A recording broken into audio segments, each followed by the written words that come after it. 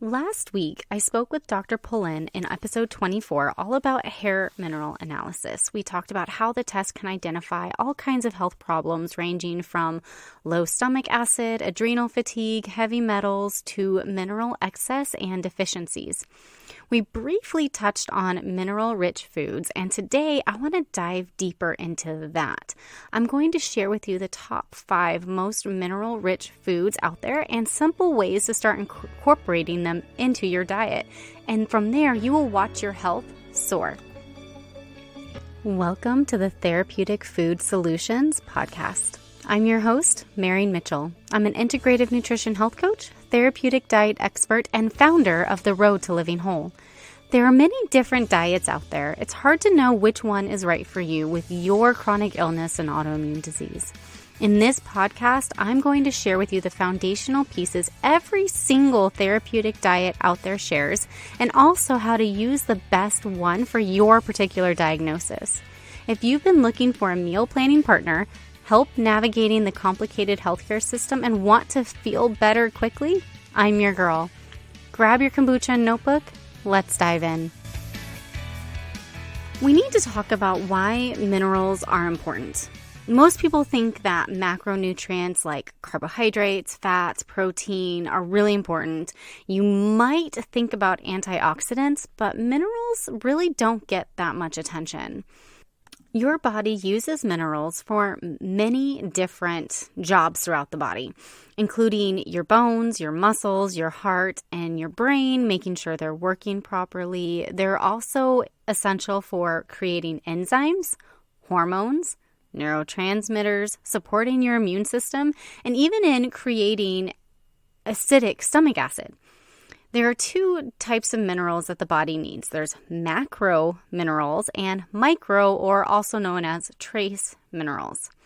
Macro minerals might be the ones that you think of: calcium, phosphorus, sodium, potassium, chlorine, magnesium, sulfur. Then there's those micro minerals, trace minerals: iron, zinc, fluorine, selenium, copper, chromium, iodine, manganese, and I'm probably going to completely slaughter this one because I've never heard it pronounced, molybdenum. Those are trace minerals. And while we need very small amounts of them, they do serve a vital role in our health. It's crazy to think that something that we need in such small amounts, we don't get enough of. And there are a few reasons for that we need to talk about. First up is modern farming practices. In today's culture, those big agribusiness farms practice monocropping. They overuse weed killers and depend on synthetic fertilizers. And this has left our soil completely depleted. There just isn't minerals in the soil to put into the food. It kind of cracks me up because I think about the water-based farming and how you're growing food in water.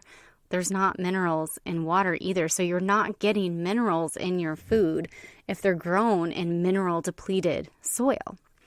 The other reason is the overconsumption of highly processed foods. Straight up highly processed foods, those foods that are in boxes and frozen and all of that, have the nutrients stripped away from them, and typically they will add some synthetic stuff back in, but it's not those trace minerals. It's not those things. It's synthetic vitamins, maybe some synthetic minerals like calcium and phosphorus and things, but we're not getting all of those trace minerals that might have been in that food, but they're all stripped away. And then piggybacking off of that, modern diets lack high quality salt. And, everybody's all about cutting back on sodium, right? Oh, you need less salt to be healthy. Well, you do if you're eating a whole bunch of processed food and fast food. But if you need to salt your food, you need salt that has minerals in it. And that iodized table salt, that little girl with the umbrella, the white stuff in the shaker, is completely stripped of all the trace minerals that were on salt, and now you're just getting sodium, and it has 0 minerals. Real sea salt has about 15% trace minerals in there. So then the next question becomes, how do we get these minerals if they're not in our soil and our food isn't having it? Like, where do we get them? That is a great question. We start by incorporating mineral-rich foods in our diet, and I'm going to share with you the top 5 most mineral-rich foods. There are some others. There's about 12 that are considered like mineral-rich, but I'm going to talk about the top 5 because I feel like they're the ones that need the most attention, that if we incorporate into our monthly, weekly, daily routines, we are going to get the amount of minerals that we need. So first up is sea vegetables. How many of you eat sea vegetables on a regular basis here in America? Not very many. What are sea vegetables? That's a great question. Kelp, dulse, nori, wakame, chlorella, and spirulina. Here in my home, we actually enjoy seaweed on a regular basis. There's actually snack seaweed that you can buy, and we love them. And we get it from Costco, and they get devoured. It's like a huge pack, and it gets devoured in like 3 or 4 days. We absolutely love our seaweed. We also love seaweed salad when we go out for sushi, and we typically only go out like maybe once a month for that, but we always enjoy the seaweed salad. Chlorella and spirulina, you might have heard of these if you've kind of ventured into the health world, which most of you who have chronic illness or autoimmune disease have kind of started that process. Those are the things that make the water like blue or dark green. You might have seen them, and they're like in these Just Works deodorant capsules, and they're really easy to take, and they are incredibly nutrient dense, not just in minerals, but in all kinds of other stuff like omega-3s and all of that. So those are really easy to get because you can get them in capsules or in powder forms and add them to smoothies or add them to drinks. They taste a little minerally, but they are really easy ways to get them. And then, of course, if you eat sushi or things like that, or you enjoy a lot of ethnic food, then you're probably getting some sea vegetables in there. Number 2 is shellfish. I'm talking oysters, clams, and mussels. These are concentrated sources of minerals, and they're packed full of selenium, zinc, copper, and iron. In America, we typically don't eat a lot of shellfish on a regular basis. So there are a few dishes that you can start with to try to start enjoying them, and I'm talking like chowder, paella, and clam sauce. Those are just 3 examples, but if you go on the internet, there are actually a ton of them out there. And if you go to like a nice ethnic restaurant, you'll likely be able to get them. And I find restaurants to be really low risk ways to try new foods, especially those that I might be nervous because I don't know how to cook them or I don't know what they'll taste like. Going out and eating them at a restaurant's a really great way to kind of get your introduction into trying these foods in different ways. Number 3, pink sea salt or Himalayan Celtic sea salt. These actually contain over 80 different minerals in trace amounts. Isn't that crazy? And some of these include phosphorus, zinc, manganese, silica, and obviously, like there's like 80 of them. So there's a lot in there. The commonly held belief is that if you eat too much salt, you're going to raise your blood pressure. In reality, consuming natural salts can actually help stabilize your blood pressure by providing the minerals needed to regulate the fluid balance in the tissue. What? Mind blown, right? If you crave a salty food, this actually can be an indicator that you're in need of trace minerals. So if you like need potato chips like every single day, or you're like really craving that salty fast food, it might be why. There is a big difference between salt in your food and putting salt on your food. Highly processed foods and fast foods contain unnaturally high amounts of salt due to the flavor getting lost in the processing of the food. And so they keep adding more in so that they get salty. Plus, salt tastes good and people will eat it if it tastes good, right? So that's easy to overconsume. But if you are cooking at home and putting salt on your food, especially high quality salt that has minerals in it, it's very difficult to eat too much of it. On the flip side, if you eat too little salt, it can also raise your blood pressure. So we do need salt. We need high quality salt that isn't just the chemical sodium, but also has all those other trace minerals in it. And it actually will help the problem that you might be struggling with. In the summer months, I actually add a pinch of sea salt to every water. Like I have this big stainless steel cup, and I use a stainless steel straw. And it holds about 20 ounces of water. So I just take a pinch and I put that in my water and I shake it around. And that's one of the ways that I help keep my electrolytes balanced in the summer, but also as a way to get trace minerals. Number 4, bone broth. I love bone broth. If you follow me on like Instagram and you look at my recipes, you notice that I use it in a lot of different foods. The process of making broth, you're literally soaking the bones in a warm temperature for a long period of time, and it's with an acid like apple cider vinegar, and then you have salt, and there are a whole bunch of herbs and vegetables and all of that stuff. But the process of making it makes the minerals that are in the bones easily absorbable. So like I said, especially if you have high quality bones from like pasture raised or, naturally raised animals, you're going to be getting calcium and phosphorus, magnesium, potassium, but also you're going to get collagen. And collagen helps heal the gut. It helps keep your joints soft and malleable, and it's actually really good for your skin, and it improves digestion. So a common reason you don't get trace minerals is because your digestion is often, it's kind of the chicken or the egg thing, because if trace minerals are off, you have less stomach acid, which means you can't break down your food, which means you can't get trace minerals. So it's chicken or egg. But yeah, so it improves digestion. It's great for keeping your skin and helping you stay youthful. And if you want to learn how to make it, I do have a recipe on my website, and I will put that in the show notes. And if you're not quite there and you're like, don't think I'm going to make it myself, that is okay. There are 3 brands that I trust: Epic, Bonafide, and Kettle Brand. I don't trust any other brand. Those 3 that are on the market at this time. Of course, there might be some local companies that aren't in grocery stores that you might know of. I don't know what they use, but I know that these 3 companies really focus on quality, and they're transparent about their process and their ingredients. And so these 3 I absolutely trust. Number 5, last but definitely not least, but the most important. I saved it for last because it's probably going to weird out a lot of you. I forget that there are people out there who don't think about this food and don't think about enjoying it. Are you curious about what it is yet? Organ meats. Organ meats. In America, we really don't eat the organs, but organ meats are among the most nutrient-dense and vitamin-rich foods that you can get. 1 slice of beef liver, which is about 85 grams, gives you your daily need of copper, and it provides selenium, zinc, iron, phosphorus in 55%, 41%, 31%, and 33% of your daily needs. Okay, respectively.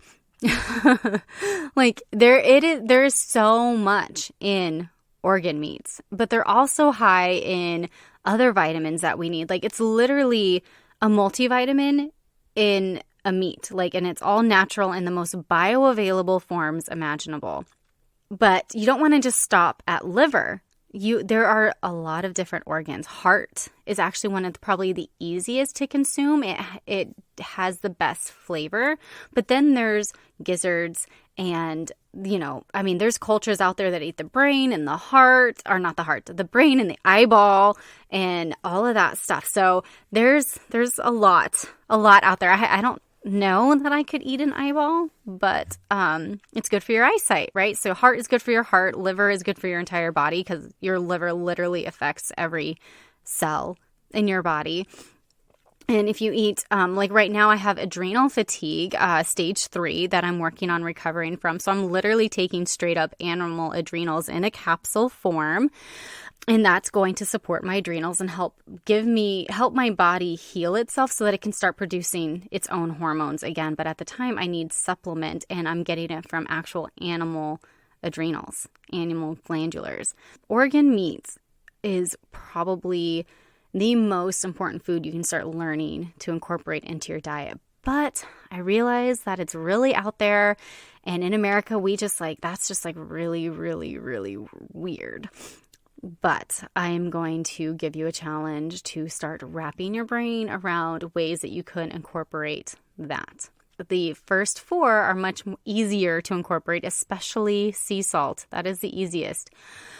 If you really want a really easy way to get trace minerals in, you can literally buy something called trace minerals. It's a liquid that you can add to your water.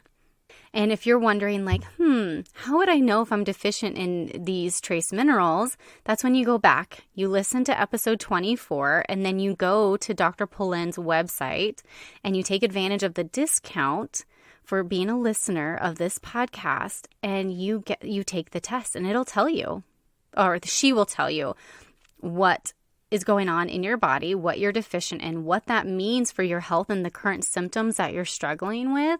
And you will know targeted what you need to focus on. Although really you need all of them. I don't believe in just supplementing one because everything works in a symbiotic relationship, right? But it's good to know what's going on, especially if you're struggling with symptoms and maybe you're looking for a place to start in this whole integrative thing, and it's really affordable and can really kind of give you some insight into what's going on. And then if you decide you want to get further testing, you have a place to start. You're not going to just take every test out there. You can be really targeted in your testing approach. All right, to recap, the top 5 sources of minerals in food are sea vegetables, shellfish, sea salt, bone broth, and organ meats. You do not have to incorporate them all of the time.